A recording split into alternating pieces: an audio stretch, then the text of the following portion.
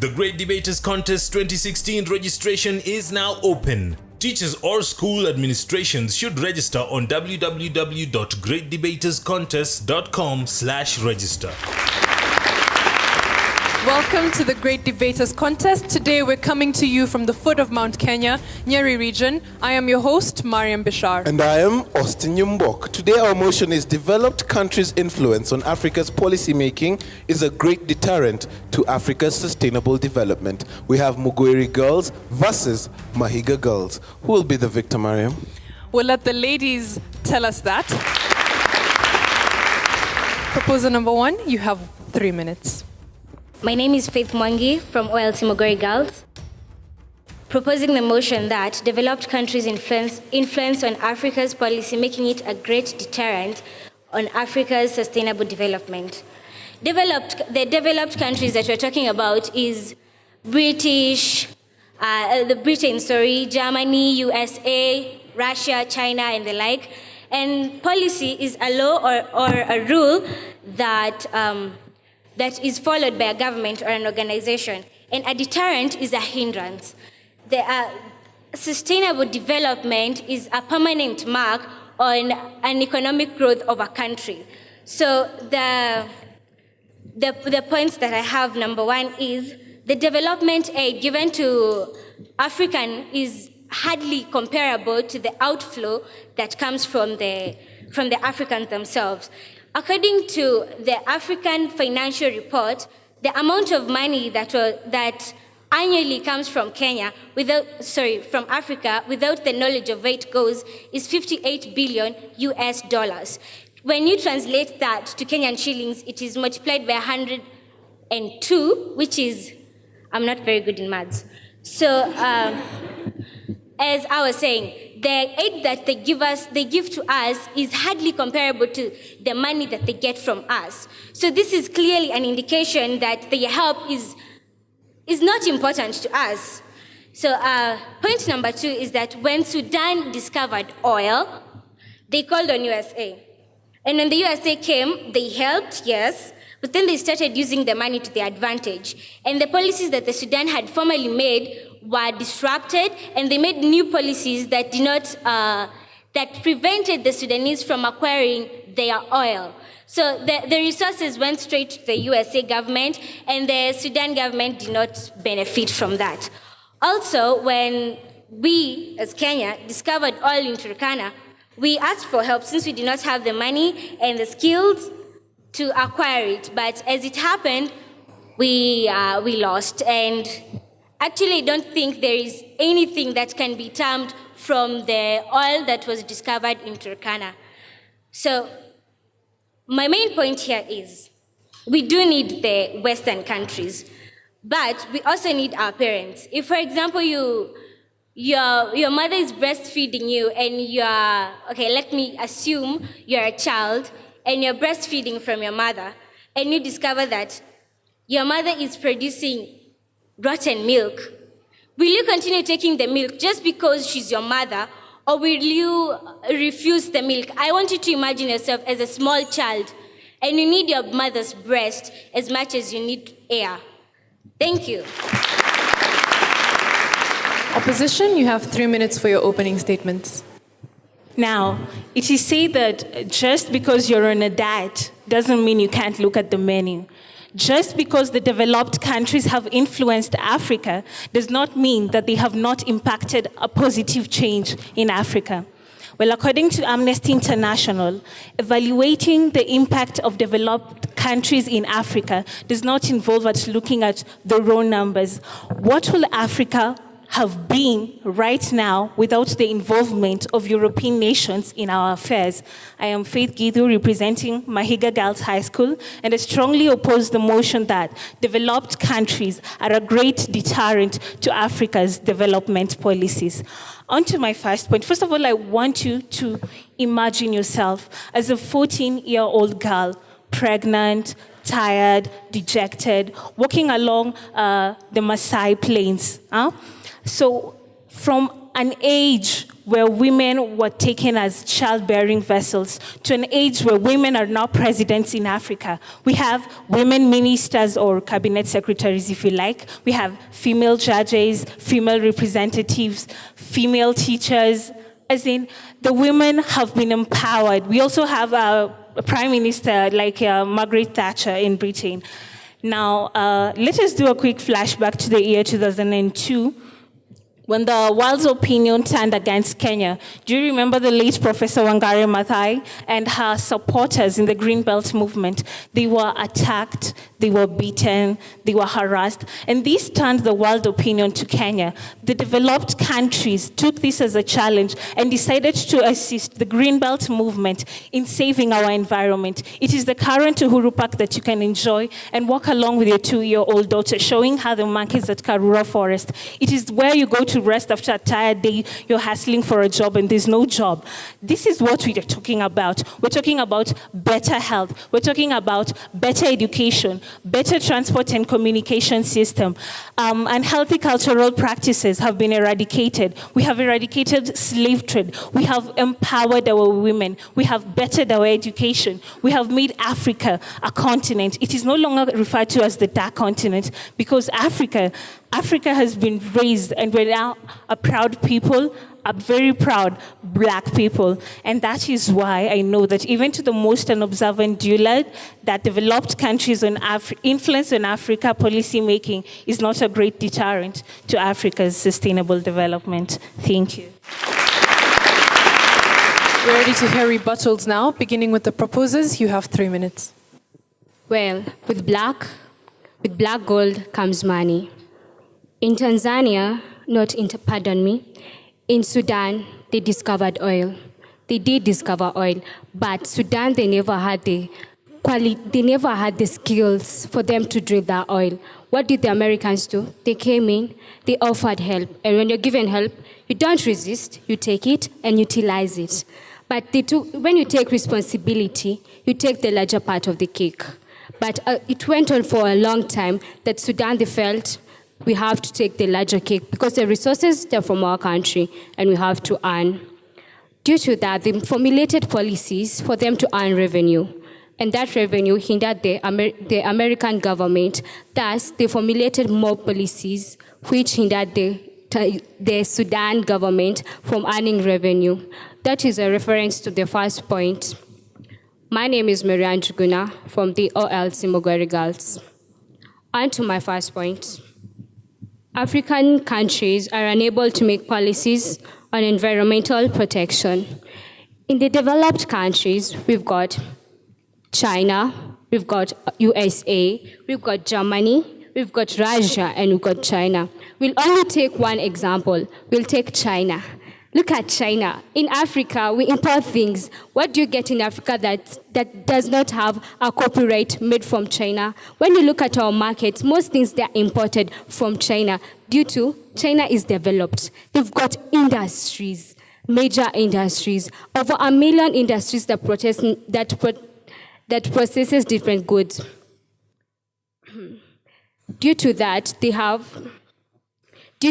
influence Kenyans for us to develop like them. If they come to Kenya, they influence us. We need to start up this industry. They have an influence and an impact. And we also see the positive side of it. But forgetting China, they've got a problem, globalization. When you come to Kenya, they're influencing us, yet we won't be able to make policies to protect our environment. And to my second point, African countries are unable to make anti-dumping tariffs. Tariffs, this is tax that is posed on import goods.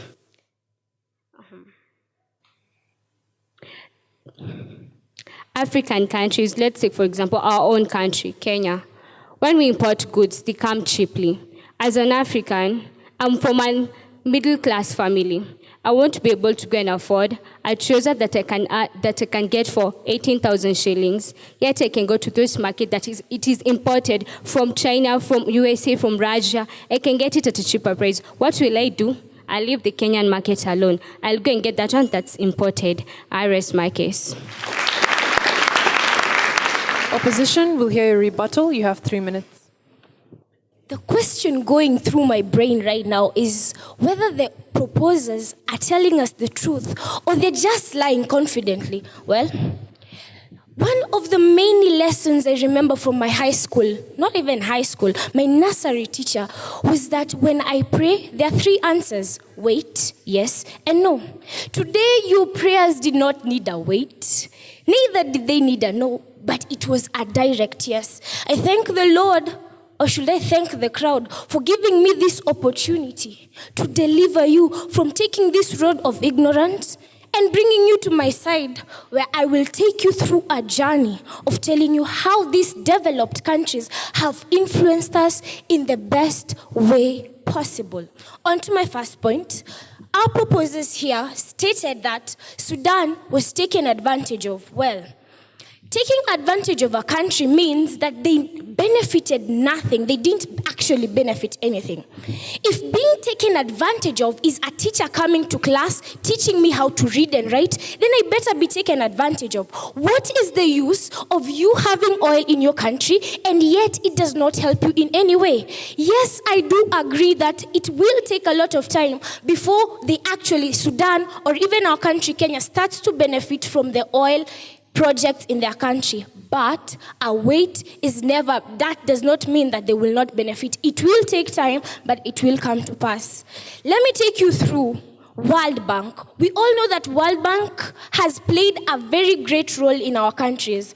First of all, World Bank has greatly contributed to Kenya's oil mining industry. How? They have contributed by talking about helping us with 210 billion shillings to explore our oil mines in Kenya.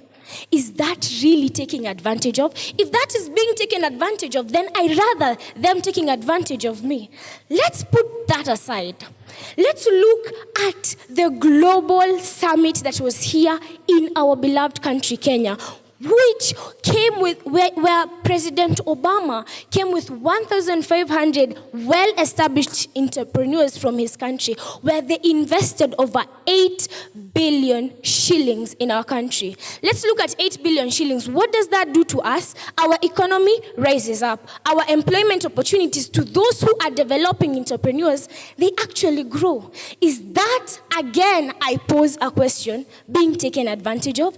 In fact, we should change the whole motion from developed countries' influence on Africa's policy making is a great deterrent to Africa's sustainable development, and change it to developing countries' influence on Africa's policy making is of great importance to us.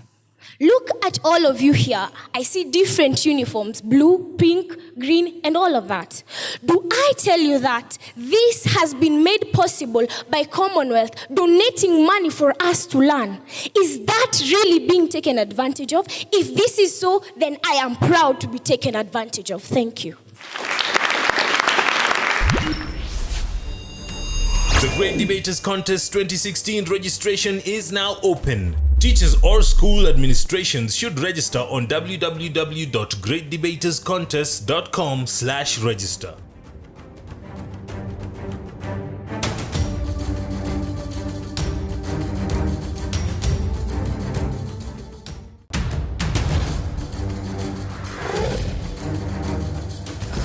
The Great Debaters Contest 2016 registration is now open. Teachers or school administrations should register on www.greatdebaterscontest.com/register. Thank you, audience, for those questions. The proposers have been asked to clarify and give more information on how the United States, for example, exploited Sudan and the oil in the Sudan. And the opposition have been asked in instances where, for example, the World Bank gives grants and bonds and in exchange sets up industries in developing countries that cause environmental pollution, is the expense of development greater than that of the environmental pollution? We'll have them respond. Third proposer, you have 3 minutes. My name is Yapsira Tekle from Our Lady of Consolata Muguiri. And I want to emphasize on one thing: sustainable development. Sustainable development. What do I mean by this? Something that lasts. let this not be just a show for 1 day, for 2 days. Let it not be a talk. Let it not be a summit. Let it not be a committee meeting together to say something and the next day it doesn't happen. And if it happens, it is going to be to their advantage. Now, people of Africa, listen to this. Just the other day, we had Libya's president being killed, and this was done publicly. Now, there are governments, powerful governments, who supported the bringing down of the Libya government. And did they find out what happened aftermath? Because for now, Libya is a mess. It's without a leader. Did they think of what will happen after the president was thrown? No. Why? Because the thought that they have in their minds is only impressing us. And please believe me, they have done enough. They have done enough. I do have a quote, and I want you to listen to this. No one can make you inferior without your consent. No one can make us believe that we need their policies or we need them to influence on our policies until we make them feel that. I know they might be our big brothers, they might give us as much money, I don't know. But believe me, I do not want to be here in the next 1,000 years. That will be 3,000 and something, 3,020, 3,015. Because the money we have to pay back to these people is a lot. Generations to come will not be paying this money. Now let's realize this. We as Africans are great by our own making, from head to toe. Let no one stand here and tell you that we need other people to make us believe that we are stronger. They gave us education, thank you. They gave us development, infrastructure, thank you. But in exchange, they took more than that. So please, let's understand this. My last point is, and I want to say this is a fact. China has prioritized economic growth more than environmental protection. And because of this, as an effect, Sudan, they are helping and funding the building of a dam in Sudan, in River Nile, and it's going to evacuate about 55,000 people from that place. So all these people are going to the semi-arid areas. And what am I going to say? It's about time that we realize that our lives are much more important than anything else. Let's have the pride of Africans. We have always been proud, but this time let's just make sense on what we say. Thank you. Opposition, you have 3 minutes to respond. I'm going to address the question addressed to Mahiga girls, or rather the opposers of the motion. The developed countries' influence on Africa's policy making is a great deterrent to sustainable development. The question was about the industries that are started in Africa and how probably they could cause pollution at the expense of development. You're forgetting that some of these industries, like some of them started about gases and all that. Chemistry has already given us the logic. Like for instance, the production of sulfur dioxide. I believe that you have learned that along the pipes are lined with chemicals so that that pollution will be curbed. And after all, who said that these companies bringing the new industries of all the gases are the ones that are bringing pollution? Haven't there been industries before? Now, onto my side, I'm going to talk about a voluptuous wench. This is in South Africa. And this little girl forgot her manners and actually walked along a path that was supposed to be used by only the white people. And she got into trouble, and an officer called her. And she was so brazen enough to face him. The officer beat her up. And she was left wondering, oh my God, what is going to happen? When is this going to stop?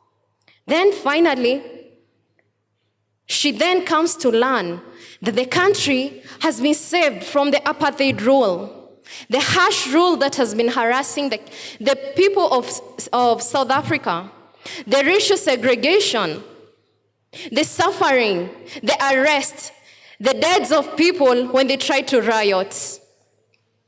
And she says, hooray, it's done, I'm okay. And this is what she's going to sing. It's been a long day without these my friends. And she's going to be so happy that finally she has gained the will to express herself. Now, how are you going to tell me this? The UN is the one that initiated this. During July 6 of 1962, the UN officially declared its war against the apartheid rule in South Africa. And this was supposed to be through military, economic, or anything else that could give them access to those people. The apartheid rule was actually suppressed. We had the divestment campaigns from the West. These are people from outside. These are the countries you're calling developed, but they are fighting for the rights of these people. Now I'm going to ask you guys to join me. I'm going to ask my proposers to join me and understand that merging efforts with the developed countries is just a perfect harmony. Thank you.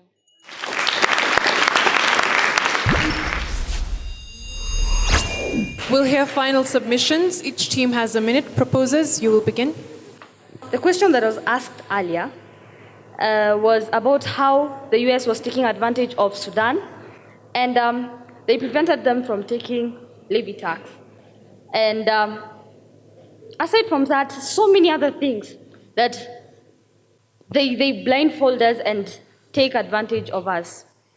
But it's really hard for us to know that, because for the moment now, the imagination of them lending us with money and also helping us in building roads and so many other things has blinded us.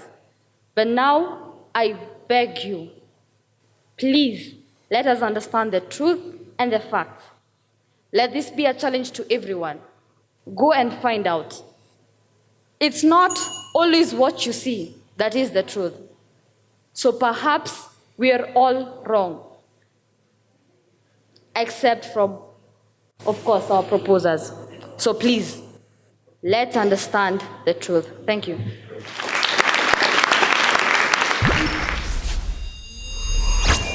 Opposition, you have a minute for your closing submission. Okay, now I have a simple illustration. Let's take this to be Africa.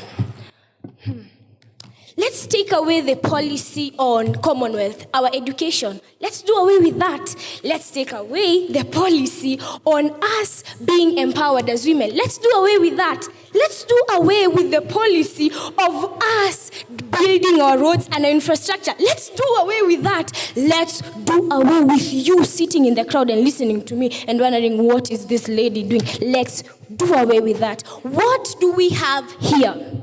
This is exactly what Africa will be without the developed countries' policies that actually take us from nothing to something. I mean, do you want to return us back to the age of the old Stone Age?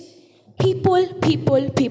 I believe I'm talking to a people of intellect. I believe I'm talking to intelligent people. And I believe that the policies that have been embraced or the policies that have been brought to us in Africa have developed us rather than destroying us, as you term it. Thank you.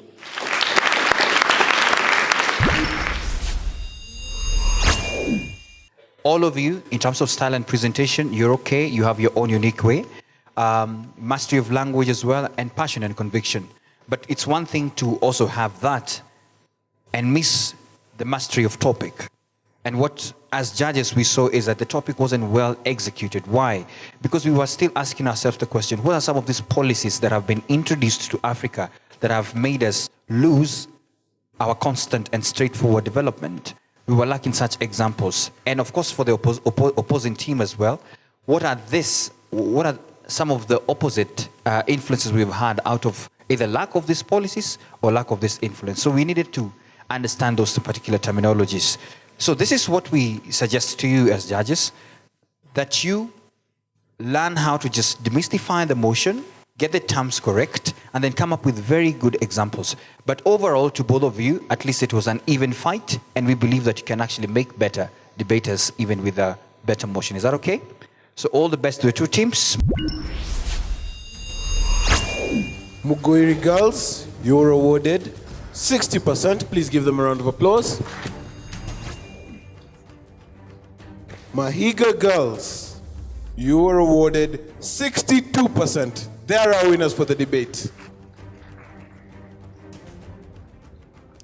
Bravo, and a job well done to the 6 ladies on stage. And thank you, our audience, for tuning in and taking the time to watch the show. And do keep watching the show. Follow us on all our social media platforms and interact with us and give us your feedback. I have been your host, Mariam Bishar. And I am Austin Yumbok. Catch you next time. The Great Debaters Contest 2016 registration is now open. Teachers or school administrations should register on www.greatdebaterscontest.com/register.